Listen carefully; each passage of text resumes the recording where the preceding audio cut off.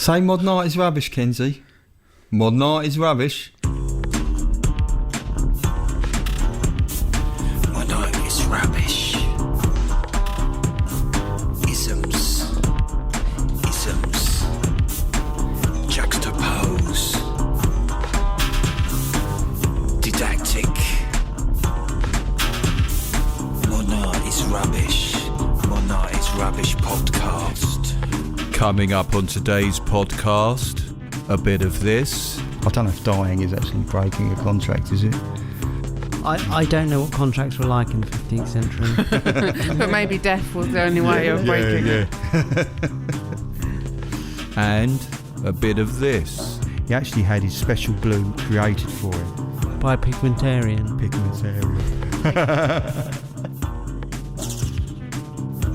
Hello, and welcome to episode number 13 of Modern Art is Rubbish. And are you alright, Tom?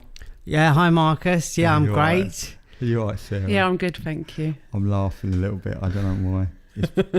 It's because today I've been doing a lot of research on a colour. And actually it's not even my favourite colour. My favourite colour is racing green. But this episode...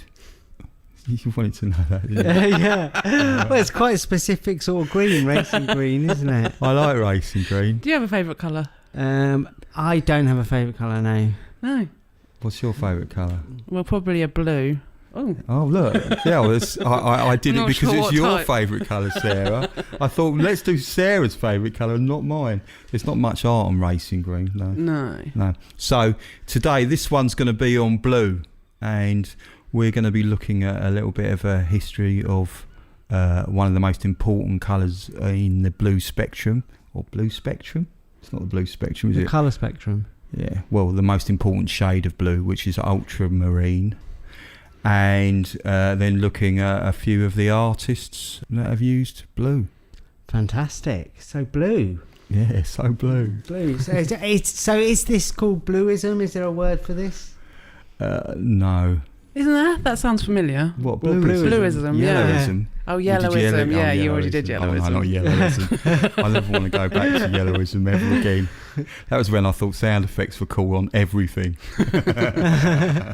So, the most important vibrant blue that went on to revolutionise art. And this was a blue pigment that was taken from a semi-precious stone that was mined in northern Afghanistan, and it was called lapis lazuli, and it was originally mined as far back as 6000 BC. 6,000 BC. 6000 BC. That's yeah. like 8,000 years ago. So Yes. I just checked my maths. Yeah. So it was used in many ancient artifacts before it even arrived in Europe, but they used it in its stone form. So you can find work in places like Mesopotamia, which is now modern Iraq, and Egypt. They had a lot of the stone lapis lazuli used. Lapis lazuli used. Try and say that's a bit of a tongue twister, isn't it? So that's like the blue on like Tutankhamun's tomb, that sort of thing. Tutankhamun, the pharaoh's death mask, that used blue in his eyebrows. That was that's the lapis lazuli, and also round his eyes as well. Okay. Does lapis lazuli? I don't know if I'm saying it right. Does that have anything recognisable today, or is it an old artifact or an old thing that we don't see nowadays? It is now used in a lot of more expensive pigments, and it's used in a colour called ultramarine. What, it's mined out the ground? It originally only came from one place in northern Iraq. Now, it wasn't until the 1800s that they actually were able to synthesise it artificially. So before that, all paintings with this vibrant ultramarine blue all came from that pigment that's used in those paintings, all came from that single mine. So Europe, right, in the medieval times, they had a really kind of rubbishy blue called azurite, kind of a pale blue, and then gradually over time it just kind of goes to a kind of like a wishy-washy green. So it doesn't stay vivid. So if you No, look at it it doesn't. now, It's not all- colour fast. Yeah. No. So what happened was, of course, these traders now, they bring over this rock, which is turned into a pigment. Now, to get the pigment out of a stone, it takes weeks and weeks. So this stuff's pretty rare, pretty expensive. So is that like the Belgian guy who chained himself inside the marble Oh yeah, and he tried to chop himself out? yeah. Is Well, that we'll how have they to, used to get colours out of stones? yeah. Well, I assume that there's a kind of like a lot of grinding and a lot of caustic materials that they stick it in, and a lot of Sounds like a Beyonce music video. yeah. So you can imagine this new brilliant colour. It was so expensive, so initially only the church would allow it to be used. So it was only used in religious art. For instance, this one here I've got, which is by Friar Angelico, and he was a friar and he was a monk. All right, yeah. If you go on the website right now, you can actually look at the image we're looking at as well. Yes, yeah, and this is the Annunciation, and it's the bit where the bit, if that's called it, the passage in the Bible, apparently where Gabriel comes down and says to Mary, you're gonna have a baby, and I'm looking at his picture now. There's a lot. He's really gone to town with the blue on it. You can see there. Yeah, he really has. There's a lot of blue. There's a lot of blue, and also there's in it. You've got the Gabriel coming down, and then you've got The what coming down? Gabriel, the angel. Oh, right. The angel coming down, and Mary's looks pretty cold. And the sky in this picture looks a very rich shade of blue, doesn't it? I think that might be my printer settings. I'm not sure. Oh, right. Okay, yeah. But it actually is. I have been to the Prado and seen this painting. I can imagine when people saw that at that time, they thought this is out of this world. Because seriously, it really is a really good painting when you see it in the paint. I was going to say in the flesh, but it's not really the flesh. It's in the paint. Stand in front of it. It's a really, really On the beautiful canvas, painting. you could say. Yeah. Yeah. So the thing is for years it was only like you would only see sky and you would see Mary that were in blue. That's it. Because of course the church wanted that because it was a new call in power, in colour. So much so that actually at one point they banned the wearing of blue. Really? So yeah, people weren't allowed to wear it Because it was too religious. because it was just blue and it was like the cool thing to do. It's a bit like Anish Kapoor, who's copyrighted the use of an absolute black called Vanta Black. Do you know that? No. There's a black that doesn't reflect any light, and Anish Kapoor's got the copyright for it. So he's The allowed artist. to say who uses it? No one else is going to. He's copyrighted it. So someone's made another version that's a bit cheaper. Oh, right. Kind of does the same thing. So when did it get legalised? Was it first legalised in Amsterdam or? What was that? Ultramarine blue? Yeah. But then there must have been other blues, like, because what about we get blue flowers? Like, well, we do here on the south coast, we get lots of bluebells, don't we? Yeah. The other thing is, but there was no blue that was this intense and colourful. No, and I think that I remember hearing that there wasn't blue fabric anyway. Well, the blue fabric was really expensive for the same reasons. Yeah, because to get a blue that lasts that is that intense, there was only one place you could get it. Gradually, although still really expensive, it becomes more available. There was at one point it was more expensive than gold.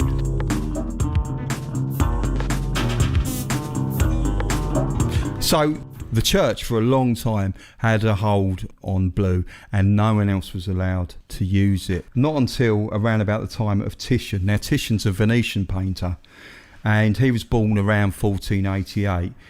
He picked up a commission for a painting that Raphael, the artist, was doing, but Raphael actually died, thus breaking the contract. So Titian picked up the work. I don't know if dying is actually breaking a contract, is it? I don't know what contracts were like in the 15th century. But maybe death was the only way of breaking it. So he's painted this picture, which is actually in the National Gallery. I've seen it. It's actually one of my favourite paintings, and it's called Bacchus and Ariadne, and it's possibly the first painting ever made that isn't a religious scene that uses blue and uses a lot of ultramarine blue. So you can imagine this painting actually costs quite a lot of money to make because it's laden with blue. And it's massive. Yeah. And what it is actually a picture of something from Greek mythology. Bacchus was the name for a Roman god who's actually apparently a complete rip-off of the god from the Greek mythology called Dionysus. Oh, yeah. And Dionysus was the god of wine and agriculture. Ariadne is in this scene as well. Now, Ariadne, just to give you background, was in charge of the labyrinth where the Minotaur lived. And she met and fell in love with Theseus, who she made a pact with to kill the Minotaur. But basically, Theseus I don't think he fancied her as much as she liked him. Oh. So he just dumps her off on the island of Naxos. Incidentally, Naxos make quite good classical recordings. I quite like. I've got a few of their CDs. Yeah, well, it's a Greek island, isn't it? Naxos. Yeah. And they have a music festival there. Oh yeah, maybe that's why the CD classical CD company's called that. It's a free plug for them. Other CD companies are available. So she's left on this island, and of course, who lives on the island but Bacchus? Now, Bacchus in this picture is arriving with his entourage on a cheetah-drawn carriage, as you can see there. And he's seen her, and he's just at the stage, he's looking at her, he's just going, yeah, I'll have a bit of that. I love her. I'm in love. Oh, I've really got into the character of him. Do you reckon that's how he felt? Do you think that was a good impersonation of Bacchus? I imagine he was like, oh yeah, I really love it. Oh, the cheetahs! Stop it! Stop it! But mind you, he's probably thinking also she's in a nice bit of ultramarine, so she's a keeper. Very desirable. Yeah. Didn't catch on, did it? Cheetahs as. Well, look, the cheetahs are looking at each other in the picture. They look like they're looking each other in the eye, like they're a love match. Yeah, they do look like a couple. Well, it's the start of a romance. I don't think she's quite appreciated it, 'cause she's just been dumped on an island by... So was she into Bacchus? Hang on, you're not talking about initially. You're not talking about the cheetah, are you? No. No. No, he wasn't into... It's not interspecies relationships. So that is what this is depicting, and this painting is well worth seeing. I'll put a link on the site, but it's an absolute revolution in blue, and it probably cost a fortune.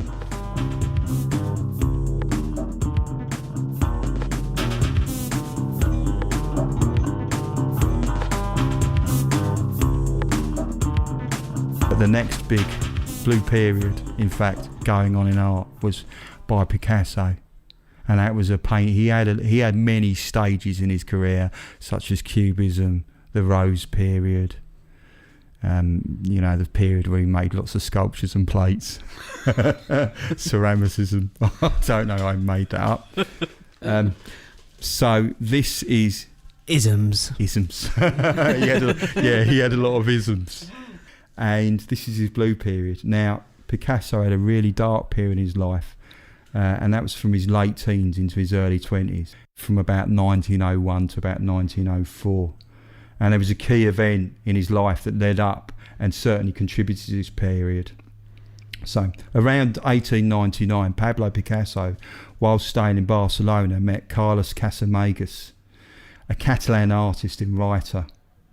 And in 1900, both friends went on a trip to Paris, and during which...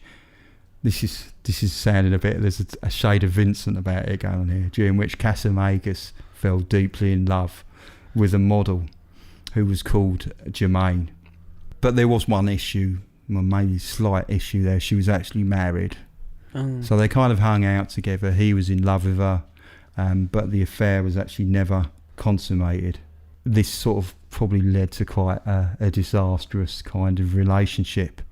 And it was made worse by the fact that Casamegas was quite, he liked a good drink, and he wasn't in a totally stable mental state either.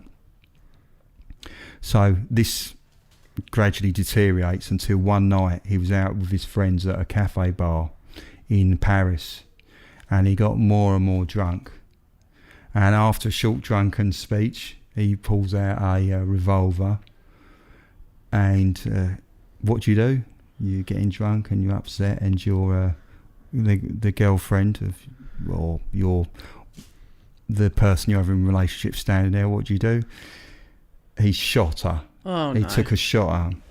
Now, she falls to the floor, but luckily she's not injured badly. It's grazed her, but she's not injured. But he thinks that he's actually killed her. So he takes out a gun. And I thought he already had the gun out. Oh yeah. I'm just trying to recount step by step what happened on that evening. I did.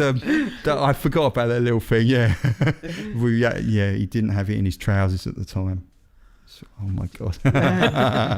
So he takes the gun, points it to his head, and shoots himself, and he died the next day. So I don't know. It was obviously not a very quick shot. Yeah, not a very good shot. But do you know what they were drinking that night? I think absinthe was quite popular around that time, wasn't it? How old was he? He was young. He was in his early 20s. And so was Picasso. Yeah. So was this Picasso's first period, or did he have one before? This is his first major period. Yes. Okay. Yeah. But Picasso was away at the time, so he wasn't even able to attend his friend's funeral. Now, your best mate's died, you come back, so what are you going to do? You know, you can't attend his funeral. So what Picasso does is he moves into his dead friend's apartment. Smooth operator. And sleeps with Germaine, the object of Casamagas' affections. Okay, that's a bit weird. So, of course, Picasso... I like that. Let's say for people who are not from England, that was the intro to a soap opera in Britain. Drama moment. So he's living there. He's sleeping with the woman. So what else are you going to do? Obviously, all this is going to make you very depressed. So what the best thing to do when you're very depressed is he starts to draw pictures of his dead friend, tinged with a really pallid blue colour. So he's made paintings of his friend in his deathbed. Now, clearly, looking at the paintings from Picasso's blue period. So hang on, he's painted these pictures of him on his deathbed, but he wasn't there, was he, when he was on his deathbed? Yeah. So No. This is from his imagination. Yeah. Oh, okay, yeah. So, and again, Picasso he's going through quite a depressive picture in himself, so he starts to paint these pictures that are all tinged with blue, and if they all feature lonely people. For instance, I'm looking at this one, there's a woman, and she's just sitting there, and she looks... It's not Germaine, that woman. I don't think that is Germaine. I just think it's a very... Yeah, she looks very sad. Very sad. No, they all look pretty depressed, sort of forlorn people. And there's this one, which is called La Vie, which is a man and a woman, and the man appears to be in like a half a man bikini by the look of it. I don't think that was the intention. I think that was turn of the century pants, I think.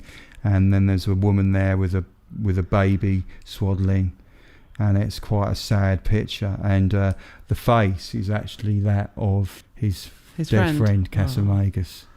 So that was the blue period of Picasso. It's all quite depressing, isn't it, really? Because when you actually look at it, he gradually came out of that period, and it lasted for 3 years of his life, and gradually he moved into a more jolly rose period after this. Yeah, it sounded like he had to go through it. But a lot of people, that's one of his most sought after periods. I don't know. Is it? Yes, I would have one on my wall because it's a Picasso blue period.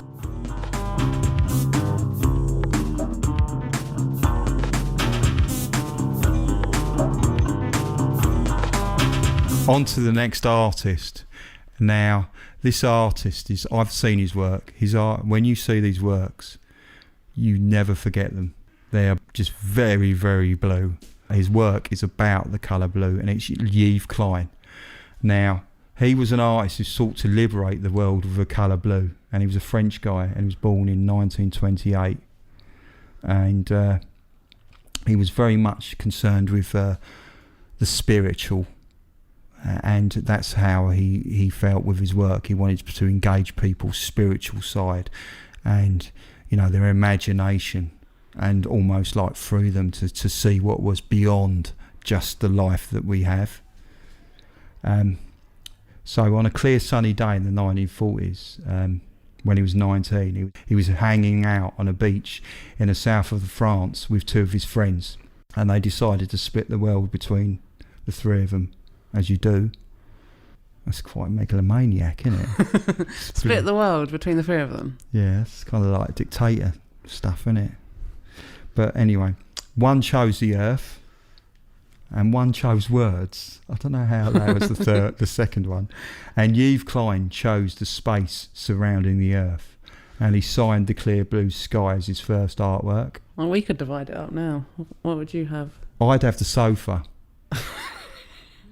All right, I guess on that note, I'd have the bed. I'll have the space between things. Wow, you've got more. You'd have to do white. All your things have to be in a really grey, insipid white though, because look at the sky.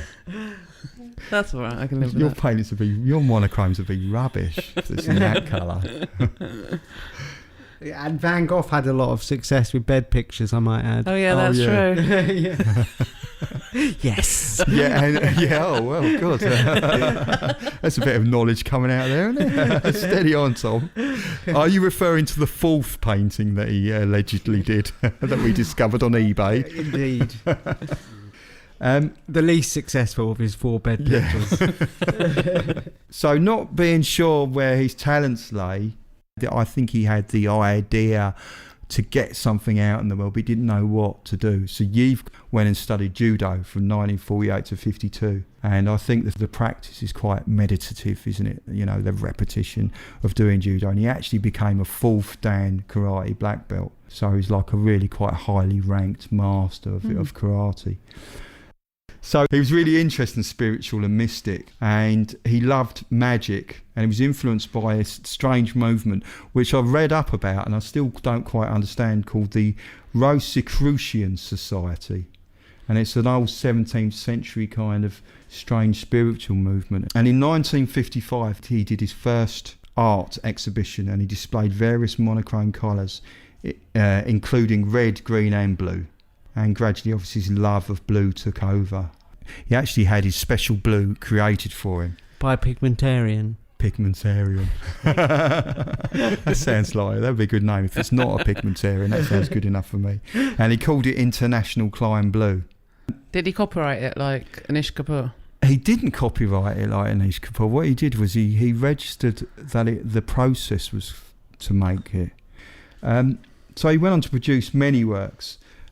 Mostly in blue, and he did things like blue installations. There's one here which is a blue sponge on a stick, I would say.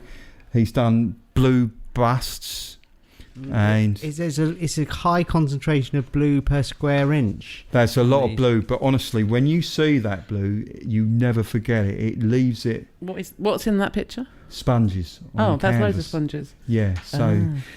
And he's done a lot of other works with blue. He also did performance art, and he did installations. One of his installations was, right, now listen to this. This has to be one of the longest titles for an artwork that I know, and it's called, and I've translated it from the French, The Specialisation of Sensibility in the Raw Material State into Stabilised Pictorial Sensibility, The Void. Now, I didn't listen. Say it again. No. So, this, very much like those of you that heard the Maurizio Catalan, is quite an interesting piece. Basically, he decided to show nothing in a gallery. Nothing. What Yves Klein did? Yeah. So how come you're referring to this as blue then? Well, you arrive at the gallery and the window was painted in blue, and then you go into a room and there's a blue curtain, and as you go behind the blue curtain there's a completely empty gallery, nothing in there except the blue curtain. Yeah, except the blue curtain and the blue window. Yeah, and a lot of people because he promoted it so well. There was well over 2,000 people turned up. So in the end, they actually had to have the police disperse them. That was really well publicised, and there was nothing there. Just a void, an empty space. When was this? When was this? Yeah, what year? This was in the late 50s, 1958. Yeah, so this was intentional on his part. Yeah. Did people get cross? I think they got cross when they had to be dispersed by the police. I'm just making it up. Oh, do you think they might have had a party? They might have had a party. There's nothing there. So Yeah. it's a party in the void, I suppose. Again, I think it was about the fact that he chose the space around the earth, and that's what he was presenting to people. Yeah. I don't know if inviting 2,000 people to an empty space is kind of spiritual. It's kind of just very crowded. Yeah, because if, like, you've got a blue curtain, Yeah. but it's like, you know, it'd have to be a massive curtain to fit 2,000 people in the shower. So, as well as that, he was quite a pioneer of performance art, and this is around about 1960. He did a series of paintings, and he did these performances, sporadically, and they were called anthropometry paintings. What he did was he did painting as a performance, and he used naked women as paintbrushes. Volunteering women. Yes, women that would be paid. Yes, volunteering women. Yeah. Yes. Yeah, they did actually choose to do this. So the audience would be invited to come in and view, and he would direct the women who covered themselves in the Yves Klein blue to make marks on large canvases. And while he did this, musicians would play a single note, which he called a monotone symphony. And then afterwards, there would be 20 minutes of silence. Now, there are obvious issues with it, of the fact of just using women as paintbrushes. Yeah. So they were his tools, because people aren't actually paintbrushes, are they? They're No. just humans covered in paint. Yes. Unless maybe When we like think about it. a giant like picked you up and dipped your hair in it, then maybe you could be a paintbrush. Oh right, yeah, and you threw your hair against. Yeah, your hair was like the brush. Yeah. Oh, well, it's interesting because a performance artist called Poppy Jackson, and she did that. One of her performance pieces was she put herself in black and hair, and she made marks around a police cell. Yeah, that's cool. That's probably for another time, that kind of work. But Yeah, because it's worse black for a start. oh yeah. But she's a really interesting artist. So that was one of his performance pieces. Now the thing is, you can imagine he's always been spiritual. He's always wanted to get through to this spiritual side. So one of his final most famous works, because he didn't actually live very long, was called The Void. Oh yeah, I know this one. Again, now this is a photograph. You can see it's a photograph of him leaping out of the first floor window of a building. So it's him mid-air, almost looking like he's flying. And this is him leaping into the great unknown. Now, when you look at that painting, you think it's quite an amazing picture, but what they have done is they've probably used I don't know what the equivalent of Photoshop was in those days. I don't think there was there? It's probably like scissors. Yeah, probably. Scissors and another photograph. Yeah, because it's not really, the photo does not show, I mean, go on modernartisrubbish.com and have a look, but the photo does not show the unknown on it. It's just got a pavement underneath. Which is quite known. He had his karate men to actually catch him when it was actually made. So that was one of his final pieces. Again, I imagine Maurizio Cattelan was quite influenced by him because he created fake newspaper covers and he put them in shops. What Yves Klein did? He made it and he put That's it, cool. I don't know whether it's what shops or what, but he did distribute them so people could see it. And that was one of his final acts. Now, he actually died at the age of 34. So he took pretty young, yeah. Yeah, he went straight into the void that way for a long time. Well, he did loads then for someone so young. Yes, he did. Yves Klein is still a really important artist, and his work is pretty much around the world. So you really need to see those works on canvas. You need to see them in order to experience them. And it is true, once you've seen them, you never forget them.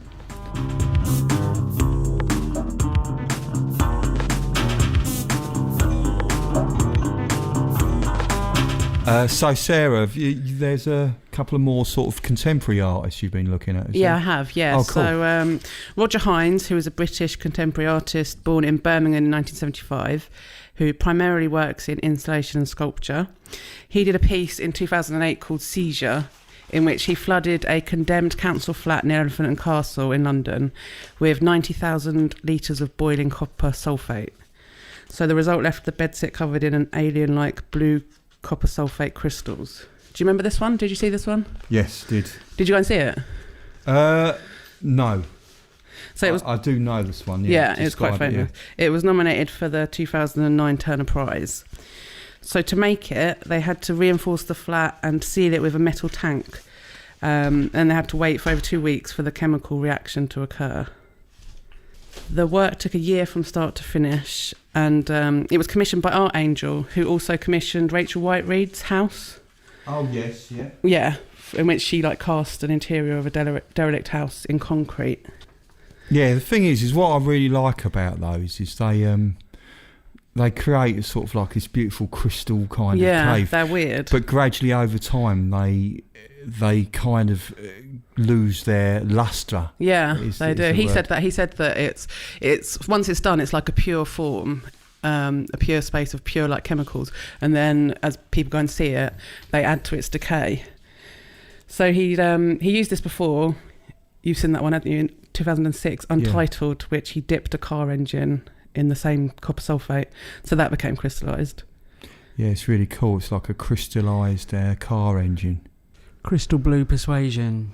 Wow, I like that. I don't know what that means. So it's called Seizure because of the suggestion of a loss of control, like the building being seized by something. Oh, cool. Yeah, and Hines says he sees crystallisation as a type of claiming, and obfuscation, which I had to look up, which means making something obscure, unclear or unintelligible. So they turned a flat or a bedsit or something. Yeah, transform this space. So it was in a residential area. Yeah, but it was derelict. It was derelict, so no one was living there while all this was going on. And in a quite brutalist sort of concrete structure building, and then the whole flat was flooded with this. Yeah, copper sulphate at boiling temperature, and then it's left, and then it crystallises in a year. No, that takes a couple of weeks, but it took a year for the flat for the whole artwork from start to finish. I guess reinforcing the building and all that sort of stuff. Yeah, he said it was a blind method of making art because the work is determined by the properties of his materials rather than his own choices, and the final aesthetic is left ambiguous and is not his greatest concern. The loss of control suggested in the title Seizure also applies to Hines' control over the work. So they planned the removal of their responsibility, the people that made it, and his sort of control over it. He wanted to be obsolete. It's quite interesting. But it's an interesting thing to do, to put something in motion and then be like, well, I don't care about the results, or the results not important. They didn't know if it was going to work because the building materials might contaminate it. Oh, I see. So they were they could have spent all this money, done all this stuff, and then opened it up and there'd be nothing but just brown slop. Yeah, but I guess it's the process that is making this art rather than the actual end result. Yeah, it is. And I went to see it, and it was odd because you're kind of expecting wonder, this amazing beautiful space filled with crystals, but because it's in a flat and it's quite boxy and it's quite familiar, then it is just a flat with crystals on it, so it's kind of got that magical but not magical. Oh yeah, I know what you mean. Yeah, but what about this metal box they had to put the flat inside a reinforced tank or something? Yeah. So that was inside the flat, or that I don't know, maybe outside it. So when you see photos of it, it's it's just like a porthole at the top, which they poured it in. So I guess the tank went around the outside. Wow, yeah. Cool. Yeah. You should do that here. It sounds like it would be quite difficult to do that. So you'd have to cover the space you were living in, and you'd have to have no neighbours, I guess, to do that. Yeah. So I guess it was a derelict place. Yeah. So they were able to do something quite mad. Yeah. Because it's pretty mad, isn't it? Yeah, that's what he says. He says it's kind of an irrational thing to put in a quite a rational space. It's like housing, housing scheme, purpose-built flats, and then you add this weird sort of concoction into it and turn it into something really, Cool. really alien. And yet they still put the rent up. Yeah. You'll just have to live with those blue crystals or find somewhere else.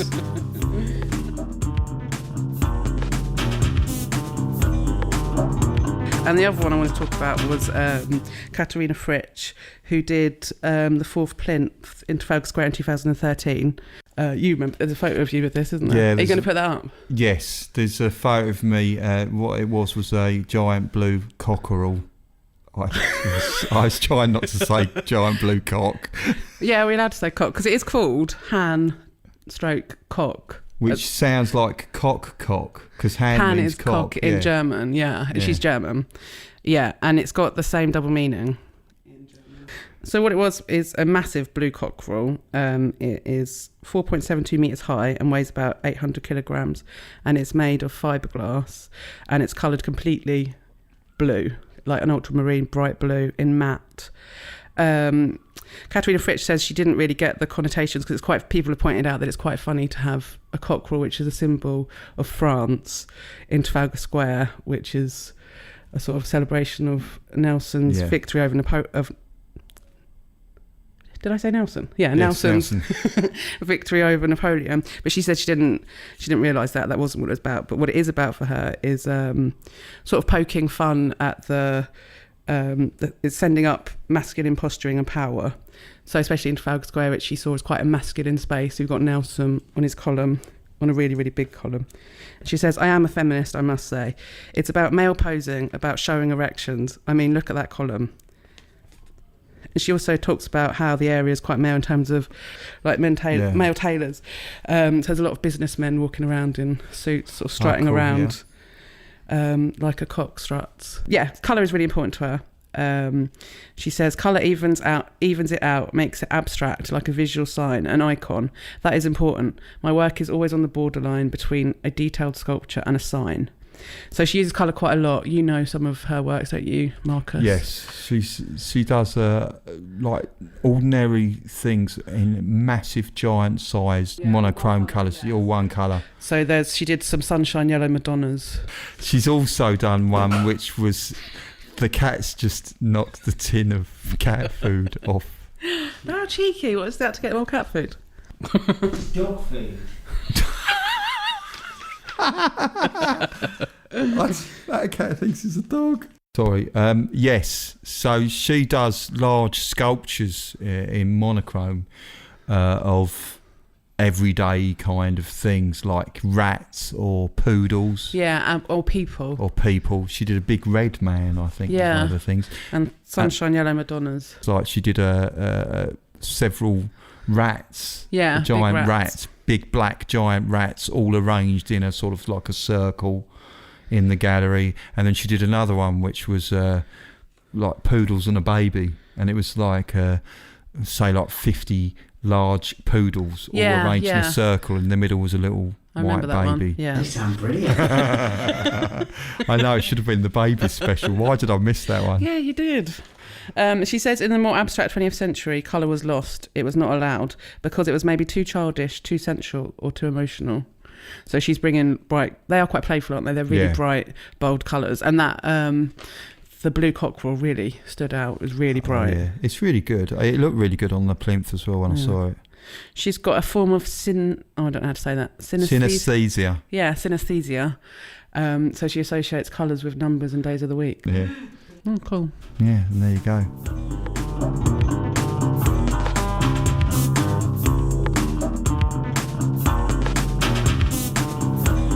So, I think that wraps it up for our blue special. Everyone's looking quite blue and quite down because we've been talking about blue so much. So, thanks for listening to the Blue podcast. Just to let you know, we do have a Patreon page. So what's the address of the Patreon page, Tom? Patreon.com/Modern Art is Rubbish. Yeah, great. And we also have a Facebook page, so please come and join us on that. And if you want to see the pictures on the show notes, you visit modernartisrubbish.com. And finally, if you can subscribe on iTunes and leave us a 5-star review, that would be fantastic. And that's it for the Blue Pod. Yeah, we should go out with some blues music. Yeah, I thought that. Do you want to get your guitar and give some blues?